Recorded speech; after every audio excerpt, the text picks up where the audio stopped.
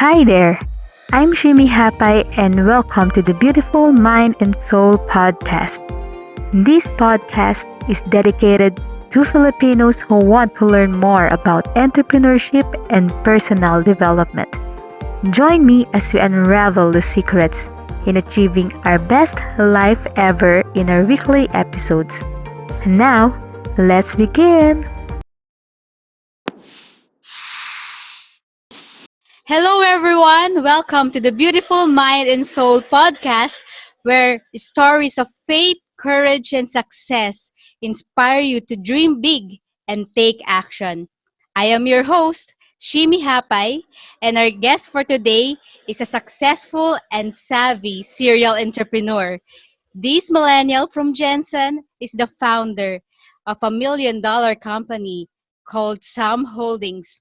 He also co-founded some of the brands like Macho Mucho, Salon for Men, Hair Food Company, Crown and Glory, Good Times Pomade, Patriot Coffee, and other personal care brands. He was awarded in 2019 as the Asia's most outstanding young marketeer. And also, he is the founder of New Bold University, the school of passionates. So let's welcome Ralph Lyco. Woo! Good morning, Sir Ralph. Good Yes, morning hi, po. hi. Ayan. So, thank you for the time to be here with us in this podcast. Alam ko po maraming may inspire sa story nyo. So, ayan. That's what ay curious po kami ngayon kasi sikat na si Ralph Lyco, the Ralph Lyco ngayon, no? So can you share with us a bit about your story? Kung paano po kayo naging who you are today, the successful entrepreneur. Thanks, Shimi. First of all, thank you very much for having me. This is a great opportunity for us to discuss about um, NBU and many things. To share you my story, I actually came from Jensen, is what you said. So that's the bottom part of the country. And so parang probinsyano din ako. And I started, I think, around when I was 21 years old when it comes to my entrepreneurial journey.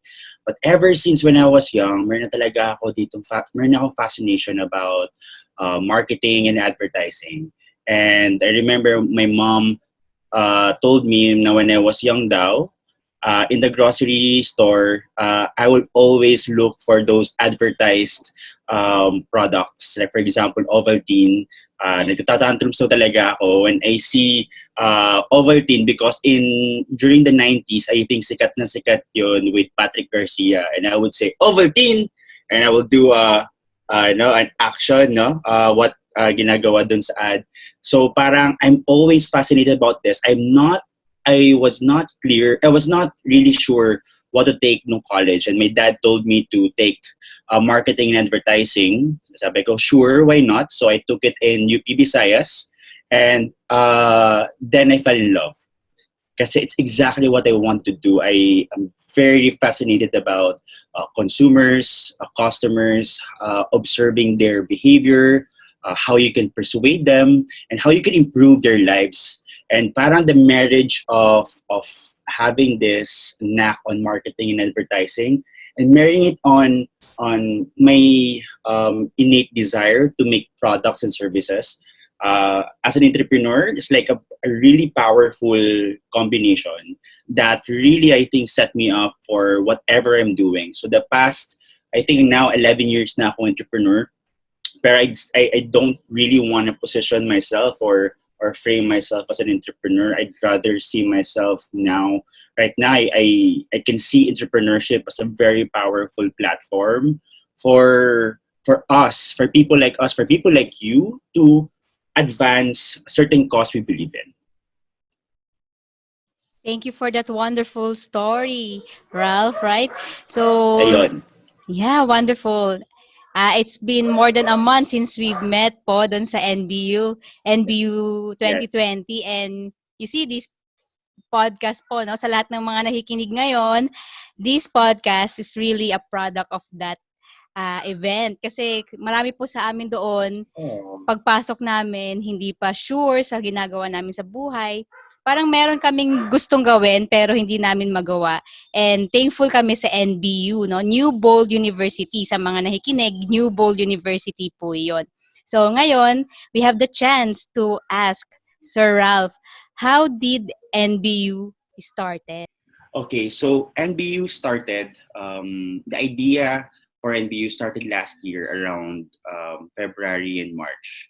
So that time, I felt that I needed to do something about the educational system. And it's a bold statement, it's a big statement by itself. And I was also, intimidated by such. Kasi I had a lot of coffee meetings and conversations with my friends who are of the same generation, who are a bit confused about life.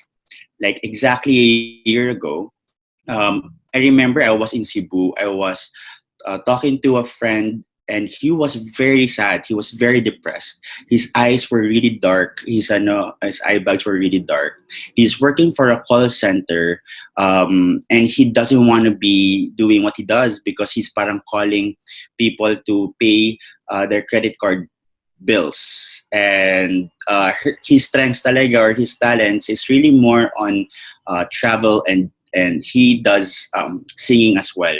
So those are his passions. But he didn't get to embrace that because his parents told him to be in a stable job because that's the only way for him to have a stable future.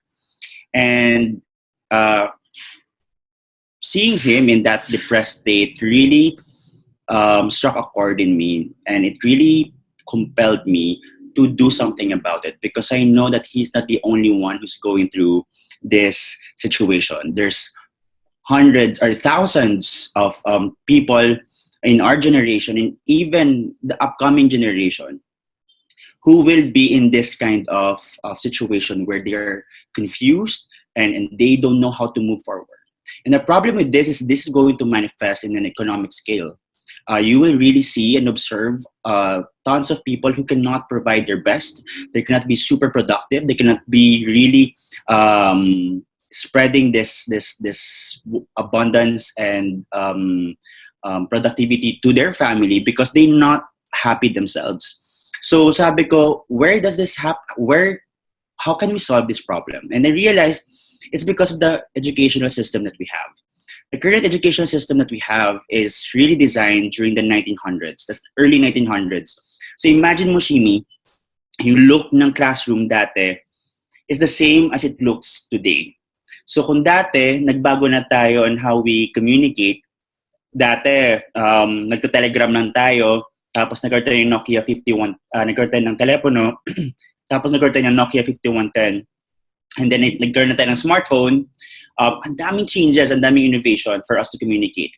However, when it comes to the educational system, the setup is the same. It's really creepy when you Google how it looks before, it looks the same now. So I realized na if ever the schools were designed for the factory age, so that once we graduate from school, we're prepared to become a part of the workforce. Now that we have all of these opportunities around us and a lot of innovation, why didn't school innovate?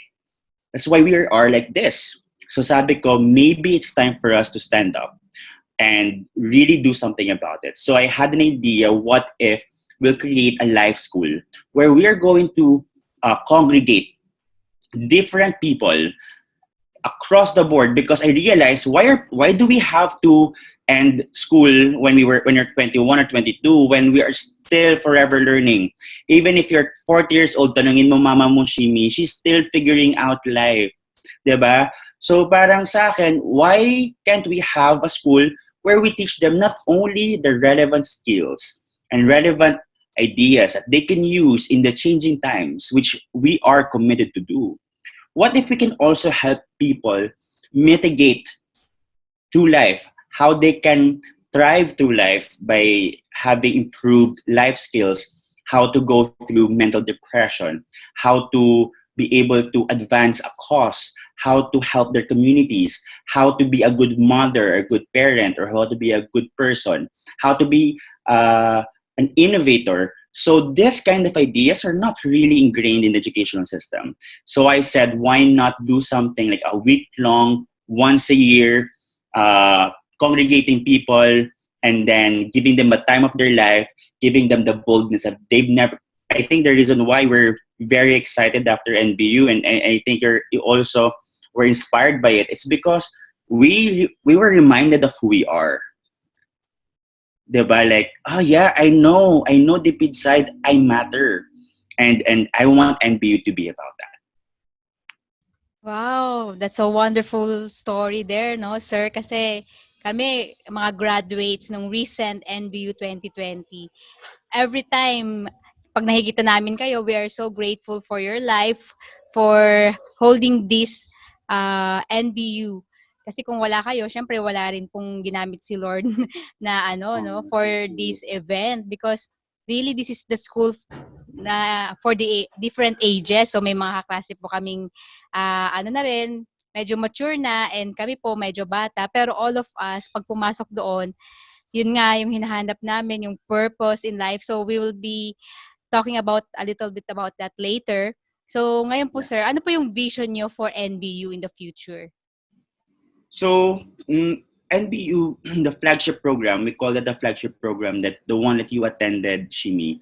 Um, that is just one of the many products or innovations that me and my group are doing.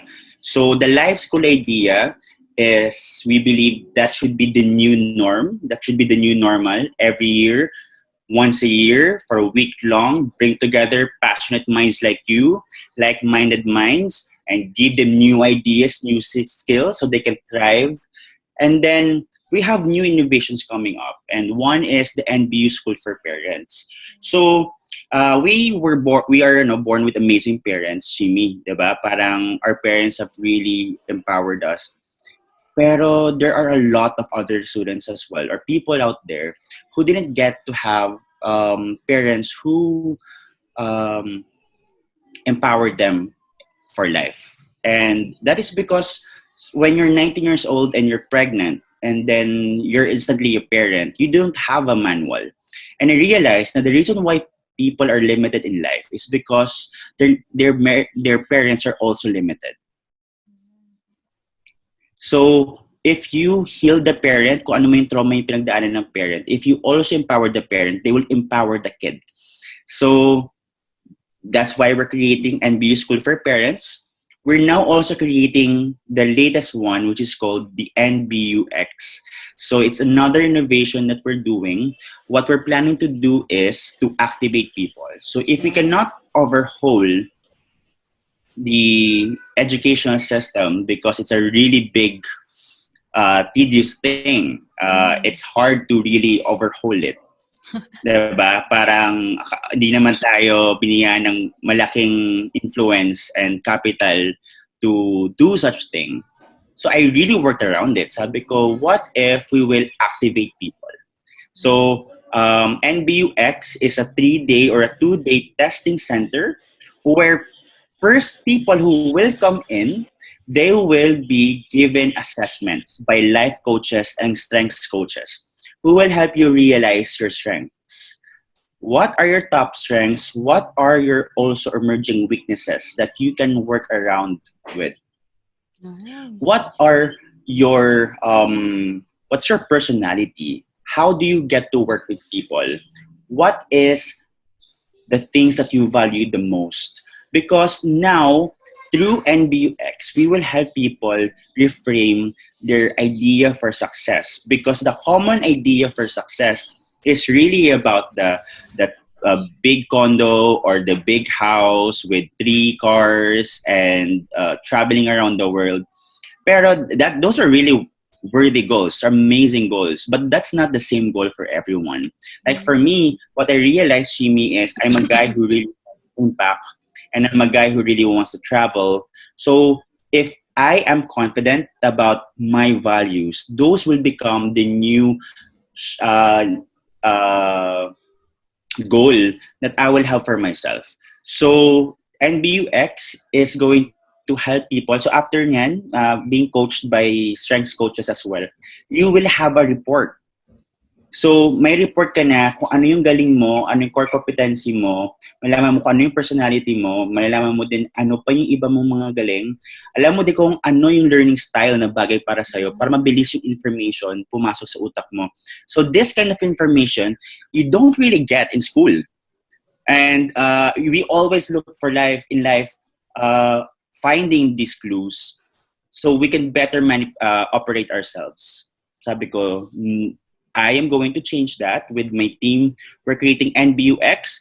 I want everybody to take that test so that they will know who they are, so they will know where to direct their energy. Hindi na yung lagi nagkakamali because yun ang problem ng school or the current situation we're in. We are confused. Ang daming opportunities.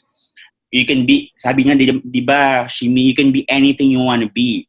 But I don't believe that's true.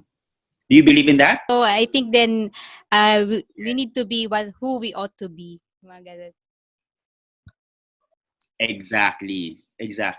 And that's really the foundation of NBU. Na you may not be the person you want to be, but you can be more of who you already are. So we'll build on that and make you the best you that you could be.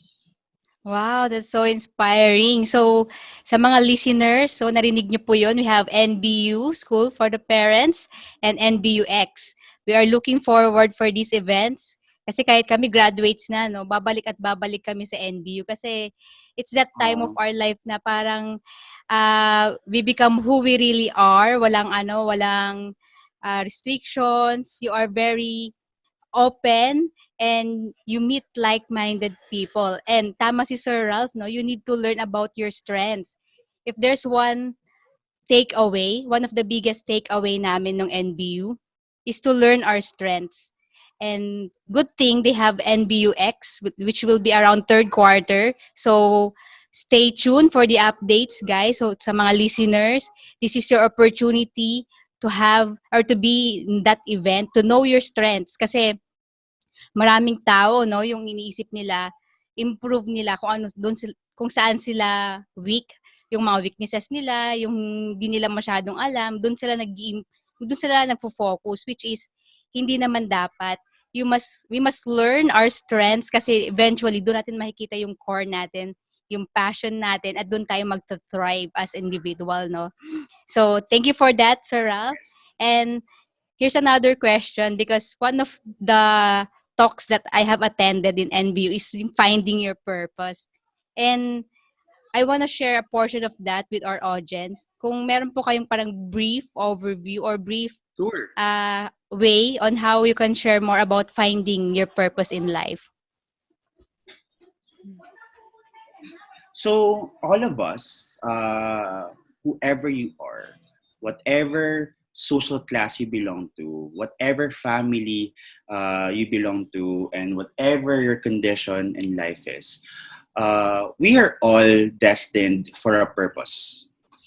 Kanya-kanya tayo ng storya at kanya-kanya din tayo ng galing, not to live here in this world for nothing. So that's what we're trying to do here in NBU, is to help you realize your purpose. So if you remember Ikigai, Ikigai is a Japanese concept. Do you know about that, Shimi, no? Yung Ikigai? Yes, I've heard about Ikigai po before. Yon. So it's really a combination of what you're good at, okay? And then what the world needs, okay? And the next is what can you be paid for, okay? And another one, I forgot to like one isa. Pero those three once combined, so what your strengths are. So these are your strengths and what you can provide to the table, your skills and idea, and even your story. Because the reason why I am like this right now is because of the story that I had. My where I came from, my hometown, the people who brought me up, the school that I came from. That's why I want people to be very comfortable of your story, of your past, even though it's traumatic, because you are going to survive and thrive from that, and you are going to use what you learn to bring to the purpose you're going to do or build in your future. So you have another here what you can be paid for. So that's why it's important for you to know your skills. And once you know your skills, you will build that into a level that you are so good people cannot ignore you. So once you reach that level, you are indispensable. You know what to provide. You're confident. You go to a meeting, you know what to say. You know what not to go for because you know who you are. And then the next thing is, so you will be paid for that because you now have a value in the economy, right? And another one is what the world needs. So I believe that each one of us were created for a certain reason. Why you're born here, according to the Bible, it said there that nakasulat na, it's already written what you're going to do. That's why it's important for you to be bold and to be brave so that you will see where God is leading you.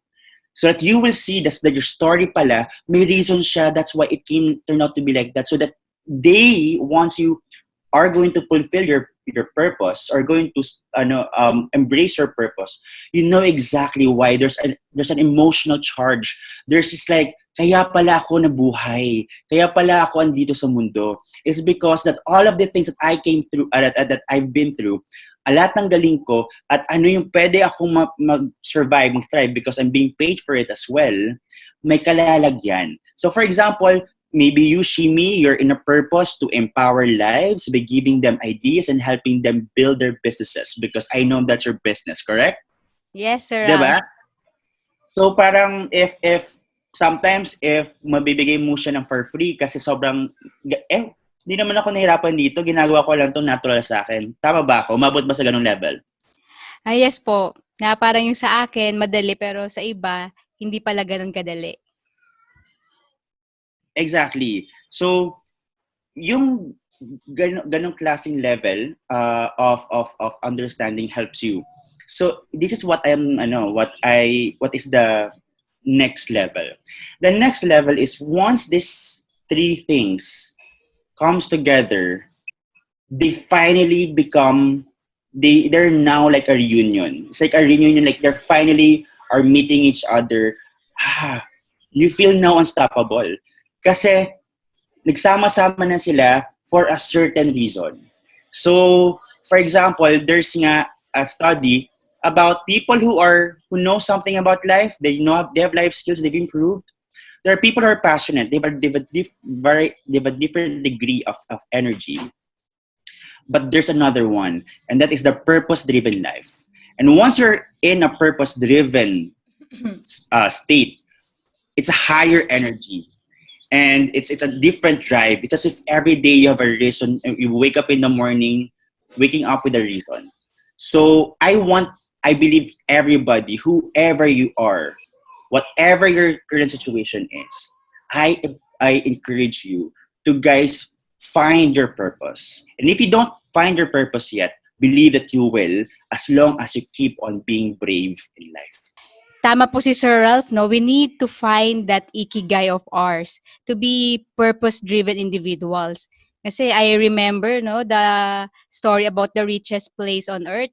If may mga familiar dito, it is the place kung saan maraming ideas na nakastore, andun yung maraming kayamanan, and it is the grave.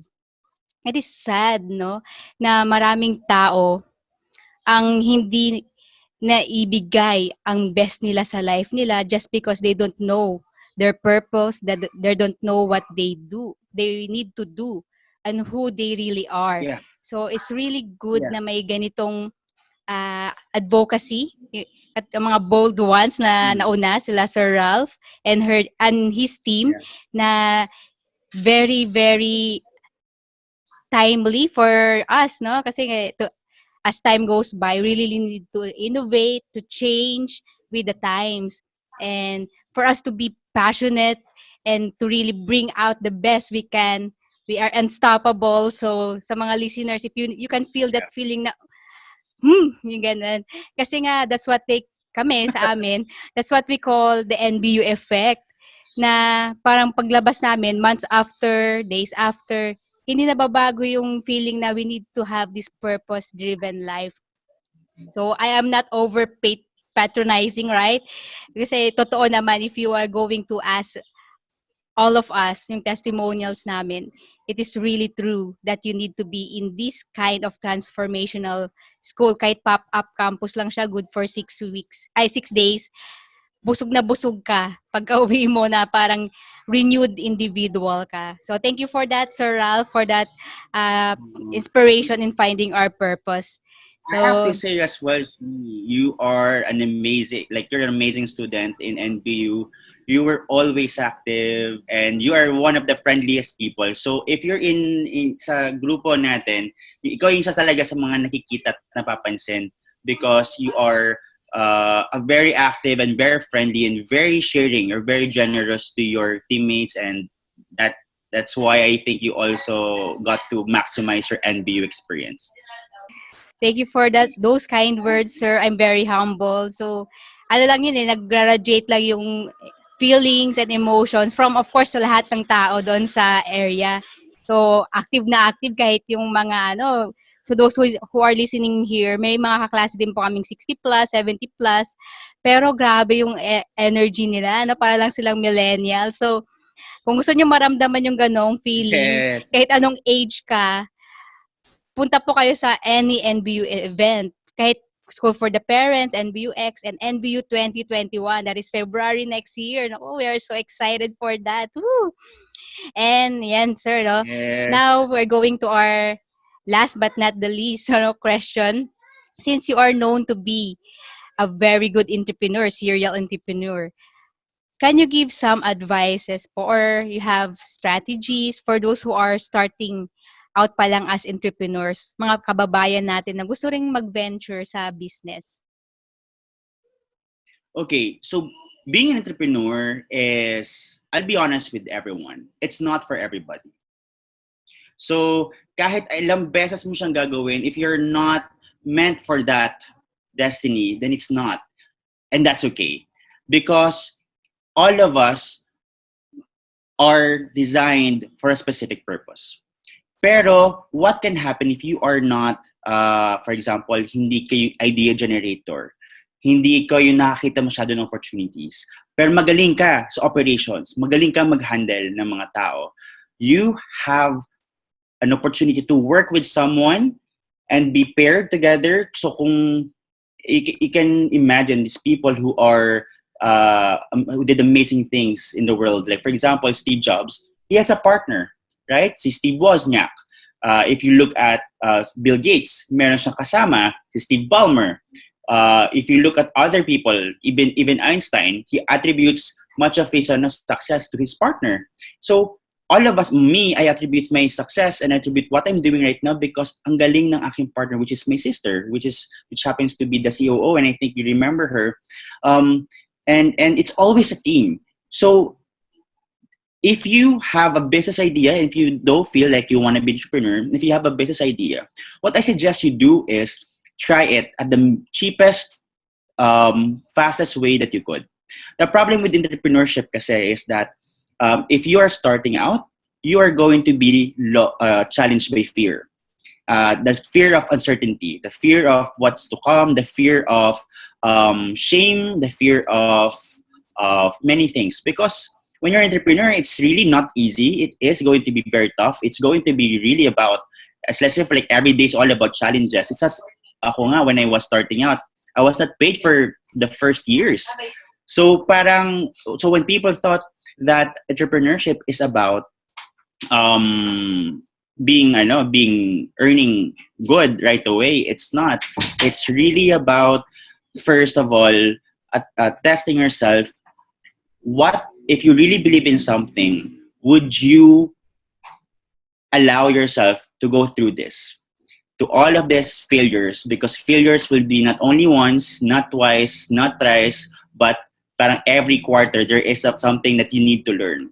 But I think that's really the powerful thing. That's the journey of being an entrepreneur. It's that you are given an opportunity to not only make a great idea happen in real life, you have an opportunity to change people's life. So all of the hardships, all of the troubles, all of the things that you will go through will be all worth it. So there's nothing that tests you than the entrepreneurial journey. So if you feel like if you want to be an entrepreneur and if you want to be in business, I suggest not to go for it only for the money. Go for it because you want to improve and you want to improve other people's lives. Wow, those are golden nuggets there. So, very, very inspiring also for our listeners. So, we must also know that yung being an entrepreneur is not always about success because failure is part of our success. And acknowledging that na Exactly. we tend to learn in the process. And as we go learn, we became stronger and eventually, no, it's a learning curve. So, may steps. And darating din tayo sa peak. And it's always worth it yung feeling kapag nakarating ka doon na alam mong pinagdaanan mo lahat ng yon. Kasi again, it's the story that will build you. You have your own story, sabi nga ni Sir Ralph. So, ayun no, we are only one in this world. Kahit magkamukha tayo ng skills sa iba or yung strengths natin, we're still one. One Ralph Lyco, one Shimi, and one you, my dear listener. So, pursue Yes. pursue your life with passion, with purpose, with meaning, and tatanda ka na masaya ka, na nabuhay ka, and of course all for God's greater glory. So ayan. So Amen. thank you Sir Ralph for this time, no? No problem. Sa mga audience ko, you don't need to be great to start. You just need to start to be great, sabi nga. Kaya ayun 'no, let's keep on going kung saan ka mang period ng life mo ngayon, if may trials, challenges, you savor the moment of this kasi alam mong there's no other way but up. Makakalabas ka rin diyan, you have your purpose and labas-labas din sa bahay. Mag-join ka sa mga events like NBU because eventually you also learn from other people as well. So, thank you Sir Ralph for your time. And I really appreciate na nag-spend po kayo ng time to share some good value with us. And see you again sa upcoming NBU events. So, It's also my po, honor, Shimi. uh, Can I just say that I'm very, very proud of you for doing this? Uh, I'm very happy that you're doing this, and I will support you all the way. And let us know how we can help you advance your cause. I'm very proud of you. yes po, my heart is so full after ng NBU because alam ko po na maraming stories, lalo na kahit sa mga kaklase ko pa lang, they have a lot of stories to share. And the world needs to hear these stories kasi nga minsan ang iniisip lang nila yung sa sarili lang nila. Pero pag narinig nila yung ibang tao, makaka-relate sila eh. Hindi lang pala sila yung may challenges in life. And with meeting these people, grabe, nakaka-overwhelm na I need to share these stories kahit anong platform. So for me, this podcast will inspire people to dream big and take action then in life. So thank you po, Sir Ralph. And our whole NBU community is very proud and grateful sa life nyo. No? So continue lang, stay healthy and blessed po. Kaya ganun din po Thank you. kay Miss Helen, nandyan po siya kanina. Yes, yes, So, thank you po, yes, sir. yes. And God bless Thank you, you. guys. And I'm ending this, guys, with, again, lifting everything up to our God above. To God be the glory. Bye!